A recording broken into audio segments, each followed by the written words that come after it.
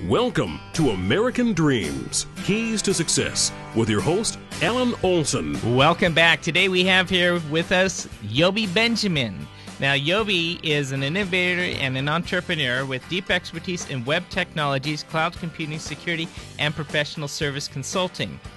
Yobi currently serves as a managing director and chief technology officer of Global Transaction Institutional Clients Group for Citi.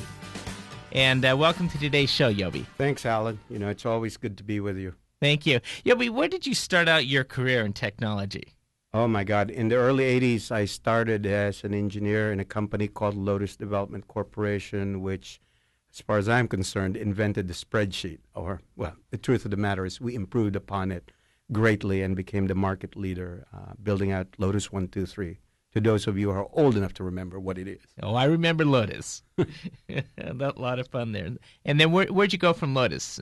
After Lotus, I took a little sabbatical and then did another company called Cambridge Technology Partners, where I was chief knowledge officer. That company also went public. And after that, I was fortunate enough to join a great firm called Ernst Young as a partner and chief of global strategy. Well, not many people walk in the door becoming chief of global strategy, so it says something to me for your skill set and your abilities in the area of technology. And so you spent a considerable amount of time with them? Or Yes, I did. Yes, I spent a good number of years over at Ernst Young, and it gave me the experience that no other company has ever given me, except for Citi, of course, I guess. I had the privilege of working with big boards of big companies. And when I mean big companies, Fortune 10 companies. And that was definitely a privilege and a great learning experience. Wow. Well, I heard a rumor you had, 3 offices there? Yes. I had an office in New York. I had an office in San Francisco, of course, and usually would maintain an office in 1 or 2 cities wherein, let's say, I'd have a current engagement because, as you know, the accounting and tax and audit business, it's pretty demanding. So, Yobi, now you've held several corporate management positions also. Can you tell me about the transition that needed to take place to move from an employee into the corporate management? Oh, boy, that's a great question because given the difficult economic times as a backdrop to the answer, I think the most important part is flexibility, resilience, and the ability to change. Meaning that, you can't stay on a certain job in a single trajectory forever. Very few jobs are like accountancy, where you could be accountant the rest of your life. If you were an engineer writing DOS programs, you wouldn't be very relevant today. And that's, a stark example, but it's an example that you should be ready to accept change and move to different areas. Well, I imagine being in the technology field, nothing stays constant there. No, nothing stays constant. Everything changes, and literally by the minute, things can affect your business, whether you're a large company or a small company. So, Yobi, for a listener that is an employee in a company, and he says, yeah, I want to be in management, what advice would you have for them, how to climb up that corporate ladder then? I think the most important part, again, is that ability to go and spot the next trend, be flexible and be resilient and going for it. When security was hot, I was one of the first people in security. When the web was hot, I was one of the first people on the web, and that's the way to go. Just keep on reaching out for the next one. Being good in one job is forever. It doesn't really work anymore as far as I'm concerned. How do you stay current in computer security? Never ending. It's a daily battle. As you know, banks are constant targets of malicious hackers. What we know today, we don't know tomorrow. So it's a daily struggle and trying to learn the latest technology and the latest defenses, for example, in security. We had a individual a few weeks ago, John Meathon, and we got to talking about quantum computing. And I said, John, what are the practical applications for quantum computing? He says, the number one thing people are looking at right now is security. how it can break codes, and it's giving quite a concern back to the community. It's a really interesting field. So, well, Yobi, we as we look at the corporate ladder and moving into you started your own company too. Yes, I started a company called Goodstorm, and very simply put, it was to help poor people start their own home businesses just using the web with zero capital. We were fortunate enough to be acquired by a larger company called Zazzle, great company. Yobi, we're going to have to take a quick break here. We're speaking with Yobi Benjamin. He's currently the Chief Technology Officer at Citi's Global Transaction Institutional Client Group. And we'll be right back after these messages and talk more about Goodstorm. Thank you. Nothing's more important than spending time with your family.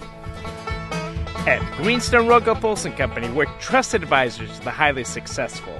Our goal is to help you find the right strategy to protect your wealth for yourself and those you love. Kids, why do I feel like I've just had an audit? As trusted advisors to the highly successful, we'll make sure that you don't lose your shirt. Rogo helping you along the way. Apple pie, baseball, and now here's All-American Alan Olson. Welcome back. We're here today visiting with Yobi Benjamin, who is an innovator and a serial entrepreneur. And before the break, we started talking about Goodstorm.com was one of your recent ventures. And Yobi, you mentioned this. It was a company that was teaching you how to start a new business with no capital? Yeah, I was actually inspired by Hurricane Katrina. That's why it's called Goodstorm versus the bad storm of Katrina. We felt that the people in New Orleans had few opportunities to lift themselves economically. So we decided maybe we could create a web business that would allow them to start their own businesses with a very simple computer connection and no capital. We did that. A significant number of our first customers were actually people from New Orleans. But we scaled to have the Breast Cancer Fund, MoveOn.org, several large organizations, of which we shared our profits 70 to 30. We gave 70% of our profit to the nonprofits and to the individuals, and we kept 30. We grew to a respectable number of clients, and we got acquired by a great company, by the way, called Zazzle.com. If you want T-shirts, go to Zazzle.com. Little commercial, sorry. But anyway, it was a wonderful opportunity to be able to meld the concept of doing good web technologies and just providing a service for people in need and nonprofits in need. Now, how'd you come up with the idea, Goodstorm? I consider myself extremely fortunate in this country and, having done well. And I just felt that it was, at that time, having seen the ravages of Hurricane Katrina, that it was time to give back in the way I knew how to do best, which is to use technology. That was basically it. And did you do it with anybody, or did you just get up and say, "I'm going to do this company"? And no, I pretty much did it on my own. I had a few investors, and I had 2 or 3 co-founders who started with me in the beginning. But I fortunately held a significant part of the equity, and the exit or liquidity event was kind, and it was a good thing. Now, Yobi, there's a lot of aspiring entrepreneurs out there, and most of them, that's just it. They're aspiring entrepreneurs. But for the individual who wants to really expand the company globally, what does it take to get that done? That's a great question. There are certain things that are more prone to success and in growing internationally. As you know, Skype, for example, started I believe, in Eastern Europe, going to the United States. Obviously, Facebook has grown internationally rapidly. So it's really the internet that allows you to do this. That said, it's very difficult for certain businesses. For example, the business I'm in, which is banking, very difficult. Banking and finance, because of heavy regulation. It's hard to grow a banking and finance type business internationally. But general web services, social networking, etc., it's a little easier to do so. And that's basically the fundamental nature of the internet and what it provides to business. What about cross-the-border security? I mean, you're in this country, and we know that there are laws and regulations that help to govern us. But what about when you go to other countries where the laws aren't necessarily in place? Generally, when you go into web-type technology, social networking, issues like that, the number one problem is privacy. Privacy is a big issue in the European Union. Privacy is a big issue in a lot of Asian countries. But again, that trumps, the regulations in banking and finance trumps that tenfold, because you have the equivalent of the Federal Reserve, the Office of the Comptroller of Currency, et cetera, multiple agencies. So it's very difficult in the finance and banking industry. Little easier, by the way, in general web, social networking type of businesses. So, Yobi, we're visiting here today with Yobi Benjamin. He's currently the Chief Technology Officer of Global Transactions Institutional Client Group at Citi. I always want to say Citicorp, but it's Citi. Yeah, you could actually say Citigroup, Citicorp, or Citibank. I think all names were generally accepted and understood by people. That's a huge organization. It is. We have I believe, way over 200,000 employees. We operate in over 148 countries. I believe that's the number. So, Yobi, we have to take a quick break. Can I get you to hold over for the next segment? Yes. Thank you. We'll be right back after these messages. Protecting your family's health and welfare is a sacred trust. At Greenstein Rogoff Olson Company, we know that sound financial planning will protect them now and in the future. We're certified public accountants with tax services for the highly successful. For your business and your family, call GrowCo. Greenstein Rogoff Olson Company will help you manage your financial affairs so you can focus on what's really important in life. Broco helping you along the way.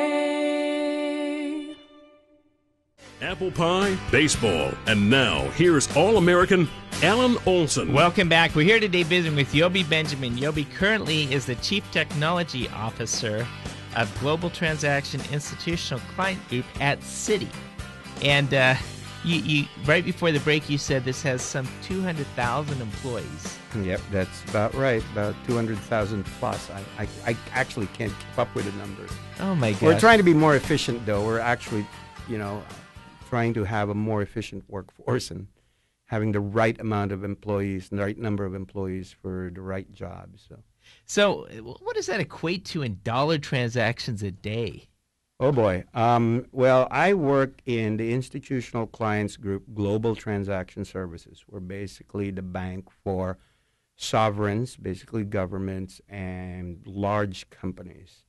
And if you go to our website or just Google GTS at Citi, public information states that we transact anywhere from about $3 trillion a day, sometimes up to $9 trillion a day. So that equates to maybe 1 quadrillion a year or so in transactions that we facilitate globally. Oh, my gosh. Whenever I hear $1 trillion, I keep thinking back on if you were to start today counting to $1 trillion, it would take you some 37,000 Earth years to get there. So you're dealing with some huge numbers there. It is very large, but that we view ourselves as the engine of global commerce. That we do everything from collecting from small soft drink vendors in certain countries so that the large software companies can actually collect money. Things like that, to facilitating some of the world's largest hedge funds and sovereign governments. So there's a big amount of flow that we're involved in. Wow. So Yobi, if I'm an aspiring entrepreneur and today I want to start a company, and I come to you saying, Yobi, where do you see the future of technology in 3 to 5 years? What's happening out there today? That's a good question. First and foremost, nearly everything in technology is exciting to me. I can't pick up a technology magazine or a website without, diving deep into it. Some of the things that I'm really interested in right now is an area called synthetic biology, where we're trying to use biology and virology to actually defeat cancer. I'm working with a gentleman from the Singularity University on that, named Andrew Hessel. Another area that I'm very interested in, just because it's fun, is games and animation. It's a hobby. I find that very interesting and very fun. Security is always in my blood, and some of the more mundane things are really important to me and my current company. For example, the elimination of checks. Wow. Which is, as you know, checks are the largest source of fraud in the planet. And if we can eliminate a paper check, we can probably save a few trees and eliminate fraud, or at least reduce fraud. So I'm interested in a lot of things with regards to technology. I would have never thought that the check would be eliminated within our lifetime. We're almost there, aren't we? We are. It's interesting. My wife, though, refuses to let go of her paper checks. Oh my God, we gotta get her away from that paper and save a couple of trees. She'll show up at the grocery store and they're like, "What? You want to write a check? Don't you have a debit card or something else?" And, no, I just got a check. I got money in the account as long as I have checks. Right. Uh-oh. Better be careful with that one there. So, yeah. Don't go there. Yeah. So, anyways, so with the advances in technology, you see the synthetic drugs coming through, and it's not synthetic drugs. It's called synthetic biology, and what that means is you create viruses, right? And what we know as viruses, people are very afraid of. We don't really call them viruses. We call them nanobots, and these viruses are designed specifically to kill specific cancer cells, so that you can attack specific cancers and that are out there. So, Yobi, as you look back on your career, you've done several things, starting at Lotus, and then you went over to Cambridge Technology. Both of those were, it was pre-IPO before when you were there? Yeah, it was at Lotus, the IPO just occurred, but it was a very early stage. And then Cambridge was pre-IPO? Yeah. And then EY, and then you moved into the Goodstorm and all the way up to Citi. What do you look when you're looking back at contemplating your greatest accomplishment in the career? What would you say that is? My greatest accomplishment, I think my greatest accomplishment is actually the one that was what I consider the least amount of money, which is Goodstorm. It wasn't the money. It was just opening my eyes to what people were dealing with on a in their daily lives. That some people don't have opportunities, and there's a dearth of opportunities for them, and maybe one little thing can provide people opportunity. The accomplishment has got nothing to do with money at all. It's more of like it gave me a window to the lives of other people, which I never really paid attention to before. It's interesting that you say that when you look at life, and right now they got this emerging business model called the social entrepreneur model. And that's really as you go through the world and give opportunities for people that don't have opportunities there. Yeah, we were basically classified as a social entrepreneurship type of organization, it's not a lot of money in it, but it's you feel good at the end of the day. When Bill Draper, who I know personally, was president of the World Bank, they had Angkor Wat over in Cambodia that they decided that they were going to restore. And so they got a loan or funding from the World Bank. They spent $7 to $8 million to restore this historical structure.